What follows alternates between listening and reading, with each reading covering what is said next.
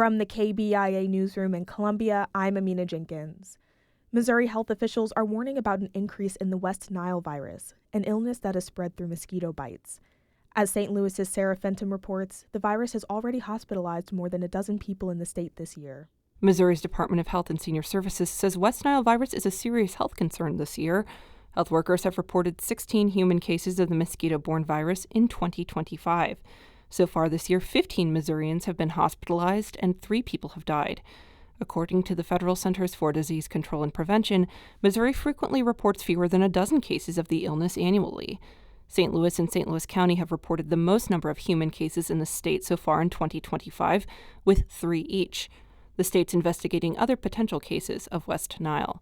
Health officials say to wear long sleeves and pants and wear bug spray with DEET or other chemical repellents to prevent the virus from spreading. I'm Sarah Fenton. And Missouri is updating its guidance on how much ammonia may enter the water system. The new rules are aimed at protecting mussels, snails, and other species. Matt Cruz is an environmental program manager with the Missouri Department of Natural Resources. He says the state is trying to comply with federal guidelines. These new recommendations that are essentially more stringent, more strict than our current regulations. So we are proposing to adopt these recommendations into our water quality standards and replace our criteria with these new updated criteria that are intended to be more protective of the aquatic life. The proposal will go through public hearings and an 18-month rulemaking process before it takes effect.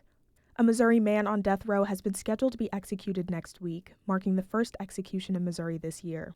As KBIA's Jenna Higgins reports, Lance Shockley is still pursuing clemency. Shockley was convicted for the 2005 murder of Missouri Highway Patrol Sergeant Carl Graham Jr. Jeremy Wise, one of Shockley's attorneys, contends his client's sentencing relies on inconclusive evidence. The crucial details in this case are the lack of direct evidence that Lance was involved in the crime. This is, as the state has acknowledged in our DNA appeal, that this is entirely a circumstantial case. Shockley was sentenced to death by a Carter County judge after a jury could not come to a unanimous decision on punishment. Missouri is one of the 2 states where a judge can impose the death penalty if the jury is deadlocked during a capital trial. I'm Jenna Higgins, KBIA News. And University of Missouri employees gathered yesterday evening to rally against President Choi's recent comments about employee speech. The Columbia Missourian reports LIUNA Local 955 organized the rally over concerns of the effect on workers who wish to speak about working conditions, pay, or university policies. Choi's September email told employees that speech that causes significant disruption could be grounds for, quote, discipline or termination, even when it occurs off-duty.